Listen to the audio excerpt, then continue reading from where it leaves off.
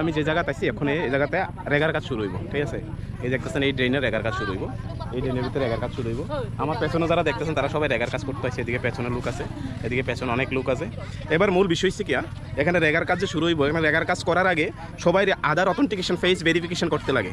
As per গভর্নমেন্টের rules বা সরকারি নিয়ম অনুযায়ী ফেস অথেন্টিকেশন করে সেটা তারপরে দিয়ে সেটা রেগার কাজটা করতে লাগে।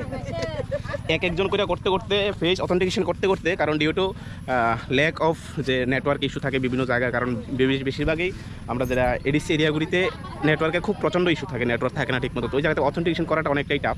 এদিকে দেখেন অথেন্টিকেশন করতেছে, ফেস অথেন্টিকেশন করতেছে। এই দেখেন ফেস অথেন্টিকেশন হইতেছে না, ঠিক আছে। ফেস অথেন্টিকেশন এই মাত্র প্রায় 1 ঘন্টার উপরে হয়েছে, 1 ঘন্টার উপরে হয়েছে। দেখেন এখানে কয়েকজন, মাত্র কয়েকজন করতে পারছে, আরও প্রচুর মানুষ বাকি রয়েছে। এই অথেন্টিকেশন করতে করতে মিনিমাম 2 ঘন্টা লাগবে। সকালে কাজ শুরু করার আগে একবার, সেম আবার কাজ শেষ করার পরে বিকালে আরেকবার করতে লাগবে। তখনকার করতে গেলে আপনার যখন যদি 10 জনের ভিত্তিতে ওএমআর মানে যারা কাজ লিস্টের ভিতরে 10 জন থাকে, 10 জনের যদি প্রেজেন্ট না থাকে, মনে করেন একজন মানে কারণবশত কোনো কারণে আইতে পারছে না বা করতে পারছে না, 9 জনের হাজিরা ক্যান্সেল হইব। এই সে নতুন নিয়ম। আমার সরকারের কাছে প্রশ্ন, যদি রেগার কাজের ভিত্তিতে সারাদিনের হাজিরা দেয় কত? সারাদিনের রেগার কাজে হাজিরা দেয় 242 টাকা।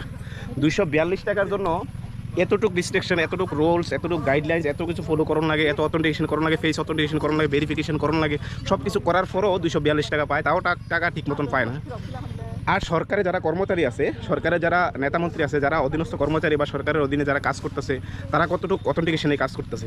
তাদের পার ডে হয়তো বা 3000, 4000, 5000 এভাব থাকে। 242 টাকা লাগে এত রেস্ট্রিকশন।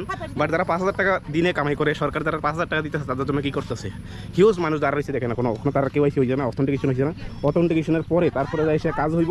কাজ হওয়ার পরে ওএমআর শিটের ভিত্তিতে যখন ডিমান্ড করে, রেগার কাজে ডিমান্ড করে, ওএমআর শিটের ভিত্তিতে যখন 10 জন থাকে, 10 জন প্রেজেন্ট থাকতে লাগবো। পুনরায় আবার ফেস অথেন্টিকেশন করতে লাগবো আধারের মাধ্যমে। এই হচ্ছে নতুন রুলস রেগুলেশন। আমার প্রশ্ন হচ্ছে শুধু একটাই, এই যে রুলস রেগুলেশন বা এই রিস্ট্রিকশন, এই যে গাইডলাইন্স, এটি কি শুধু গরিব মানুষের জন্যই নাকি সবার জন্য? যদি যারা সরকারি কর্মচারী, এখন যে ত্রিপুরা সরকার আইন করছে যে সকাল 9:30 থেকে রাত সন্ধ্যা 6টা অবধি সরকারি কর্মচারীরা ডিউটি করতে লাগবো, কতজন করে? তাদের জন্য কি অথেন্টিকেশন ফেসিলিটি অ্যাভেলেবেল করছে আপনার ডিপার্টমেন্টে? যদি এই রাজ্যের মানুষ প্রায় 37 লক্ষ থেকে 40 লক্ষ মানুষ আছে, অধিকাংশ যারা রেগার কাজ করে বা রেগার কাজের ভিত্তি ইনভলভিং আছে, তার ক্ষেত্রে এত গাইডলাইন্স, তাহলে কর্মচারীদের জন্য কী কারণে, নেতামন্ত্রীর জন্য কী কারণে ছাড়? প্রশ্ন রইল।